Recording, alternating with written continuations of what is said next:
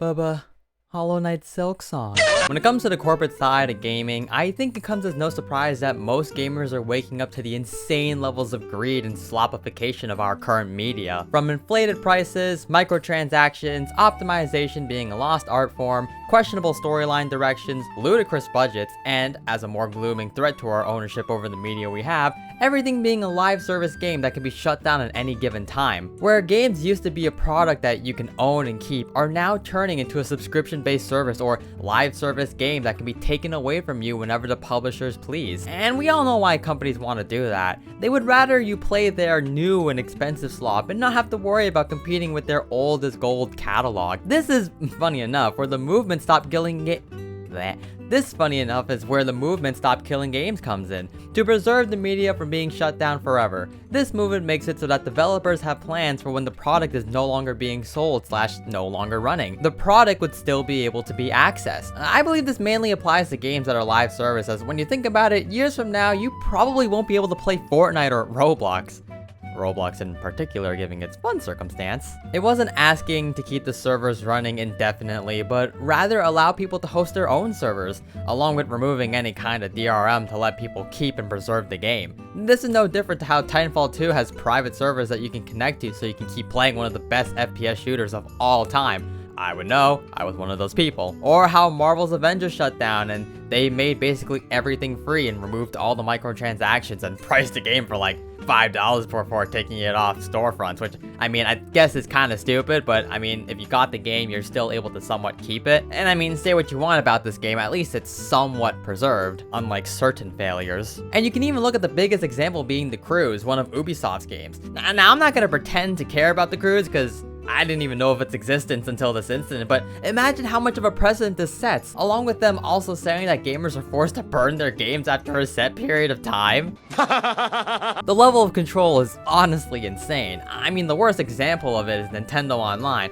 Now granted, sure, paying a small fee to play retro titles from the NES and SNES sounds neat on paper, and honestly, I had a fun time with it, minus the actual online part. Pure garbage, for real, for real. You don't actually own any of those games. They're just here so Nintendo can infinitely money glitch on old software. The other issue with that is, unlike Game Pass, I can't play any of these titles on my PC, which kinda sucks that everything Nintendo is gated within their iron walls of a community. I feel like with my generation of gamers, we're kinda waking up to the fact on how broken our economy is and how we can't really be spending all of our money on crazy new release titles and buying 24 different subscription fees. Now, granted, it's not like every single video game release is bad, nor is every service. In fact, as of this recording, Hollow Knight Silk Song dropped and it's already breaking insane records. It ain't the only thing it's breaking. And it's only like $25 here in Canada, which according to my Minecraft chart is within the acceptable buying range for a video game. Like, holy fish sticks. Now, I'm not a super big Hollow Knight fan or anything, but this is a huge win for everyone. An indie team is literally outperforming AAA quality games. What a time we live in. Or what about Schedule 1, a game made by one person and completely annihilated sales? Or friend-slop games like Repo or Peak. My point is, not every single game is doing poorly, and it's important to acknowledge that. But even still, with so many green flags, I can't help but notice way too many red ones, especially when it comes to AAA gaming. So what does a person do when put in a situation like this? Do they just cave in? Just shut up and consume product and then get excited for next product? Nah. I'm gonna do my own thing, which is why I look no further than retro gaming and why, especially for me, has been so lucrative. There were so many games that I missed out on growing up, and now that I'm older, I'd like to at least experience said games. Which brings me to the top 5 older titles that I've been playing recently in order to combat the invasive greed that is the gaming industry. And I guess I should specify that these games were made like before 2020, maybe even earlier, so let that be a benchmark of some sort. With that being said, let's start with a true old is gold.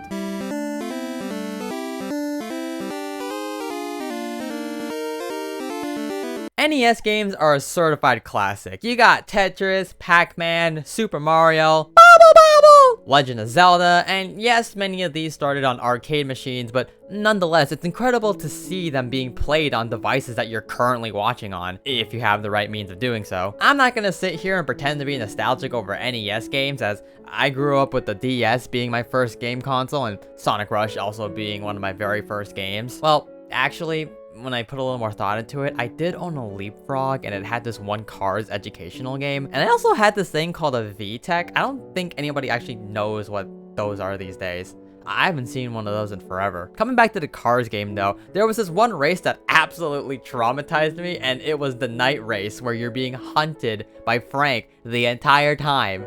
And good lord, who thought this was a good idea? That level scared me so much as a kid and gave me nightmares, and now as an adult, it's kind of goofy, but I mean, seriously, look at this. There are things you'll need to look out for at Frank's. The biggest and meanest of them all is Frank himself. You can keep an eye on how close he's getting in this rear view mirror. When he's getting closer, he'll look bigger. Frank doesn't like tractor tippers, so watch out now.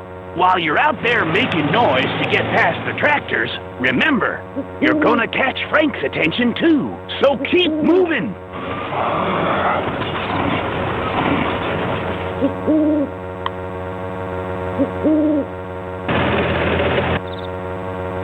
Nightmare Fuel. Anyways, I'm getting a little bit off topic. Out of all the NES titles I've played, none have been more replayable than Galaga to me. I don't really know what it is, but there's just such a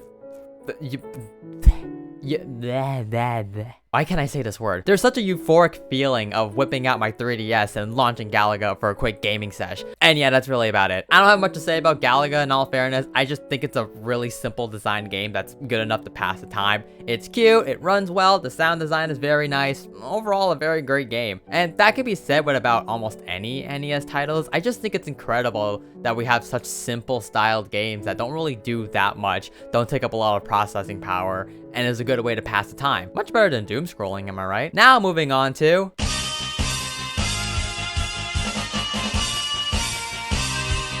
So, it probably comes as no surprise to anyone that I'm a huge fan of JoJo's Bizarre Adventure. I really have to thank my cousin for getting me into the series, as it's just been a blast from beginning to end.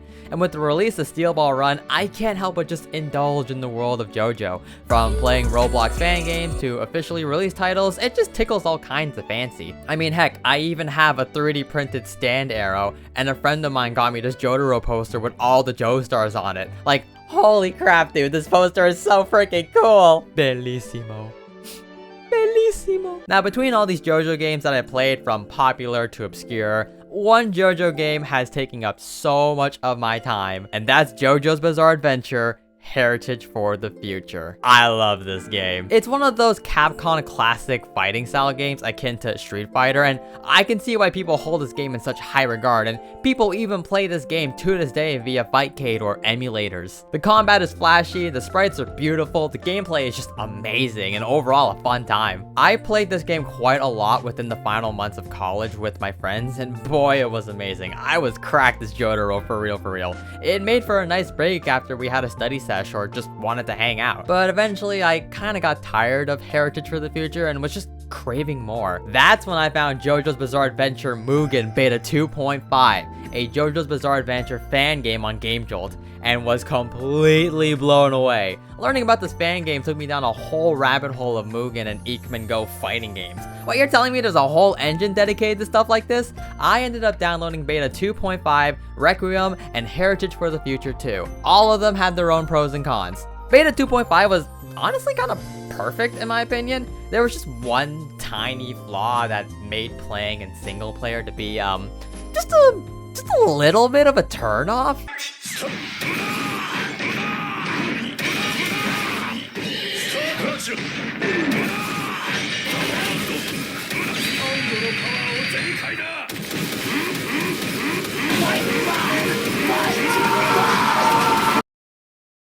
The next one was Requiem, which was a lot more modern and updated given it ran on Ikman, so I had basic stuff like an actual pause button, The AI was also good in this game, albeit a little bit on the easy side, but otherwise great. Yet some of the inputs would just not work for the life of me, and some stages looked glitchy to play on, especially when you time stop. And it really sucked because I was honestly looking forward to playing this game quite a lot more. Eventually, I learned you can just rip characters from other games and then throw them in with a bunch of other stuff. I didn't realize how customizable this could be. So I moved character files from the Mugen version of Requiem, as those worked on Aikman, and it just kind of worked. I gotta be real with you, a lot of this was just me moving files around to build the best version of this Frankenstein fighting game. And was it worth it?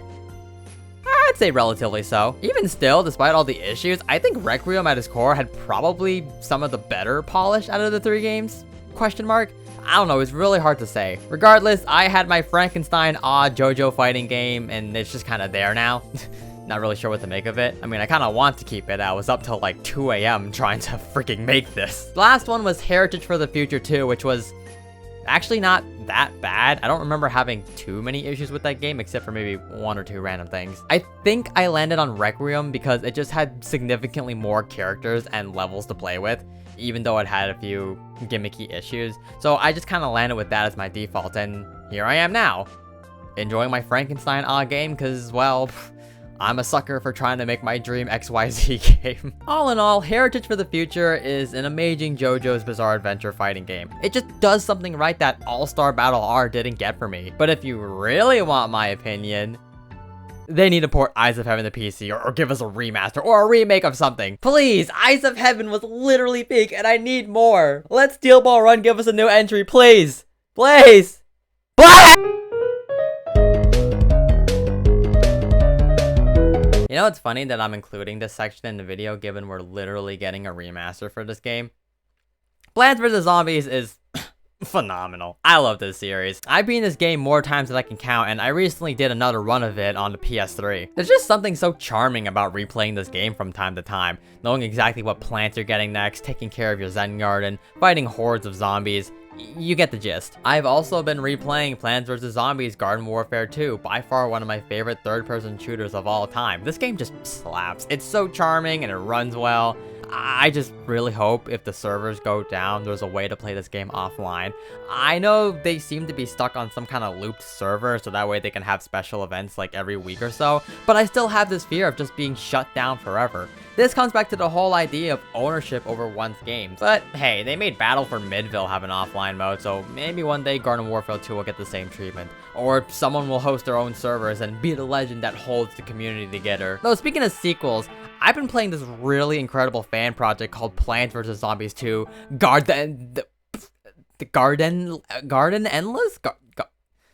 It's like Garden and Endless put together. I'm just gonna call it Gardenless because that's just way easier to say. This feels like the Project 06 equivalent for the PvZ community. It's pretty much a from the ground remake of the game that, get this, contains no microtransactions. Let's go! Now, I heard there's some issues with balancing and difficulty, but I really couldn't care too much about that. If a stage got difficult, I just enabled cheats and recreated historical events.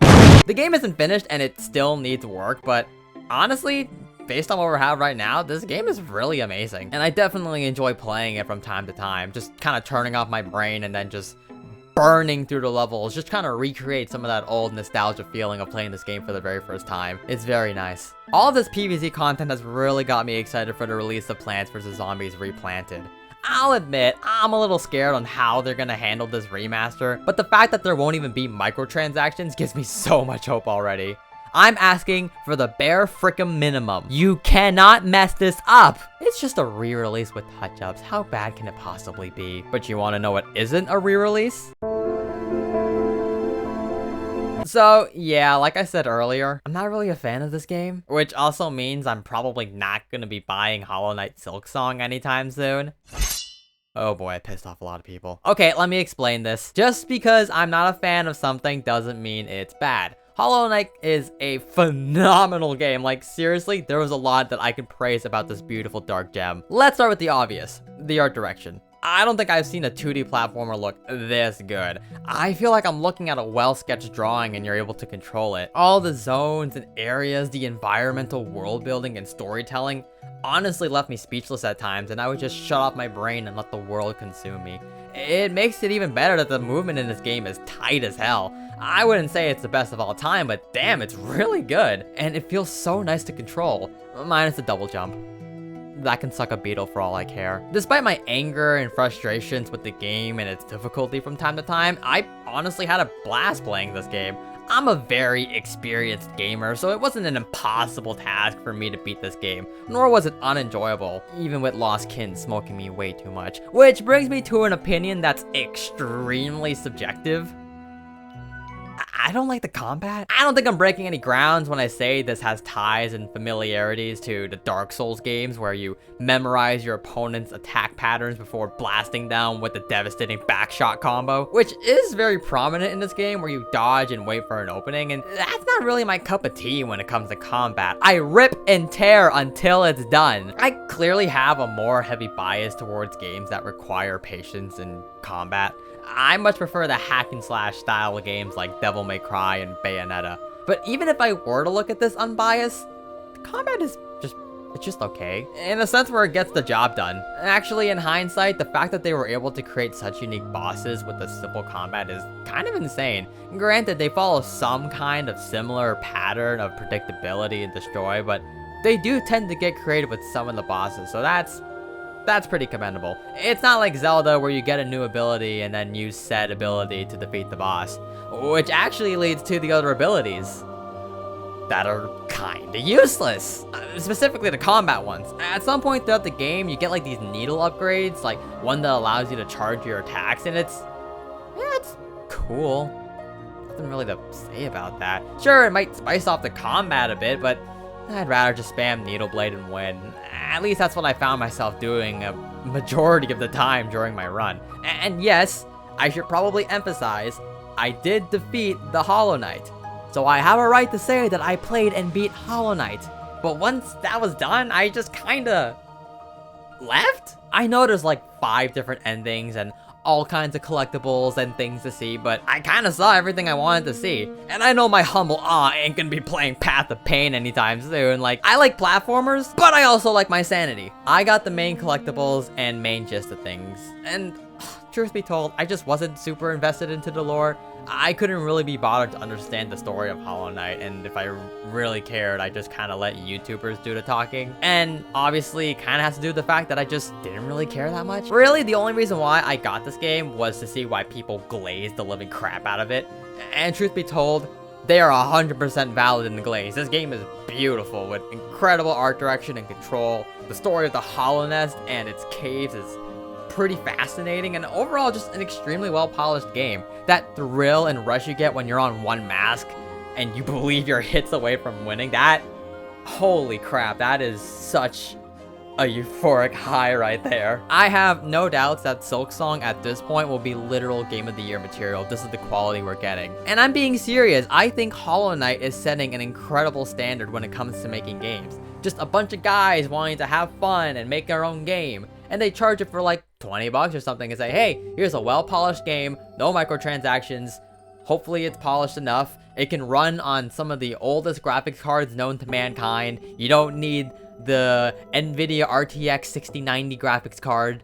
It's just, God, I love what this game represents, is basically what I'm saying. I'm not a fan of, how do I say this properly? I'm not a huge fan, like, of playing the game. Like, it's not something that I actively, willingly want to return to, but I can absolutely respect literally everything else that this game has going for it. And I'm very happy that I got to experience Hollow Knight and understand why it's so popular. Because like I said, I can say a lot of good things about Hollow Knight. It's just not a game for me. Funny enough though, because of Hollow Knight, I started playing Ori and the Blind Forest, and that's been a bit of a slow burn, I'm not gonna lie. I want to play through this game first because I really, really want to play Ori and the Will of the Wisp, as I heard the platforming in that game is just so much better, and the world building is also pretty insane. But I do want to play Blind Forest before I jump into that. It's like playing Doom Eternal, but you didn't play Doom first, right? Like, you kind of feel that level of obligation to play the first game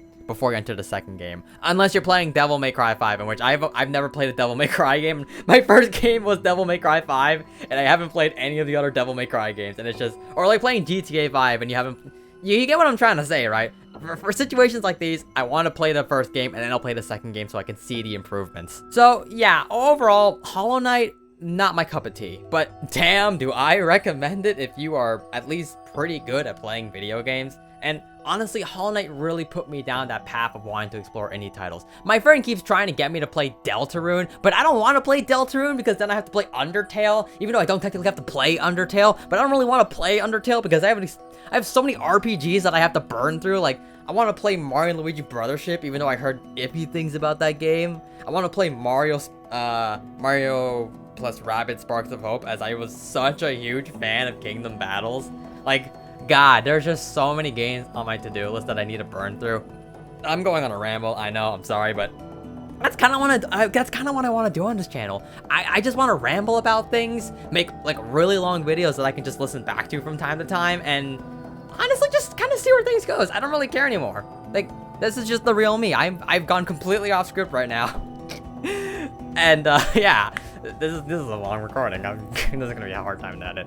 Anyways, this was a game that I did enjoy, despite my issues with it, and I'm really happy I got to experience Hollow Knight. But you want to know one game that completely took me off my feet and left me wanting it more, even after I beat the game? This is my game of the year. The art direction, the music, the gameplay loop, the lore, the feeling of annihilation. Oh man! Where do I even begin? Hades has to be one of my favorite roguelikes that I've ever had the pleasure of playing. The thing with roguelikes is even when you die, you're still technically winning and progressing. Kind of like playing Temple Run or Subway Surfers or Jetpack Joyride. You just keep playing, and Hades has that on crack. So many upgrades and ways to progress, each run feeling different than the last, all the unique character interactions. Like, this game knew you weren't gonna beat it first try, and I mean, why would you? You'd be missing out on so much. I seriously cannot say anything else other than how much this game surprised me and left me wanting more. This game literally kept me on edge for hours, and I still replay it to this day. I literally have to force myself to stop playing it and forget its existence so I can play other titles that I've been meaning to try, because once I pick up this game, I cannot stop. I really want to get the true ending in this game because I'm just addicted to the gameplay loop. And while I haven't gotten to Hades 2 yet, I'm honestly okay with it. I think that game is still in early access, and I kind of want to wait till it's like fully finished before I get the game. I'm not against early access games. I play Escape the Backrooms for crying out loud, but I think for this one in particular, I definitely want to wait to see for a full release kind of deal. Either way, the first Hades games is just freaking magnificent. I didn't think I would get this attached to a game as much, but here I am singing its praises and being so thankful that I finally got around to playing this game. I think what mainly got me hooked is, unlike Hollow Knight, this game is almost a pure hack and slash game, or a top-down beat 'em up, or whatever they call it. My controllers are being shown no mercy when I enter a boss, and I just spam random bull squid go. It's absolutely amazing. Honestly, I have no problem saying that Hades is one of my favorite indie titles of all time. I literally cannot stop singing this game's praises. I'm so glad that I got around to playing older titles like these. And that was the whole point of this video. There are so many other titles that I've gone around to playing, but I wanted to mention those 5 as they're the ones that stuck out to me the most. And none of them are in the same genre. Space combat, fighting game, tower defense, Metroidvania, roguelike. Imagine all the other genres I haven't tried. I was able to diversify my content pool and try things that I never got to experience. Gaming in 2025 is a slippery slope, filled with all kinds of misfortune and greed, but I think we as a collective group tend to forget what we had back then and the power we have now. We shouldn't be expecting low performance, unpolished garbage because it looks good, or given to the idea that we have to pay for all these microtransactions and day one patches. I mean, for Christ's sake, remember back then when you wanted to unlock a skin? I think I remember just, I don't know, playing the game, It's hard to remember the kind of choices and powers we possess within the gaming industry, and frankly, it's not too late. Stop being a mindless consumer over a company that doesn't really care for you. Pick up an old game with a friend, or an old game that you played but never beat as a kid. Just remember what made you fall in love to begin with. Or if you really want to spend money and are financially stable enough to do so, use it to support smaller indie devs or buy games when they go on sale. Know that you don't have to buy every new release of Call of Duty or purchase every new game to support multi-billion-dollar corporations. Modern gaming may not be wholesome, and I may love games and particular franchises, but that doesn't mean I'm a slave to it. Thank you all so much for watching today's video. Feel free to leave a comment telling me your thoughts and what kind of games would be considered your kind of comfort game. Or tell me a game you love to replay from time to time. With that being said, I will see you all in the next video. Take care.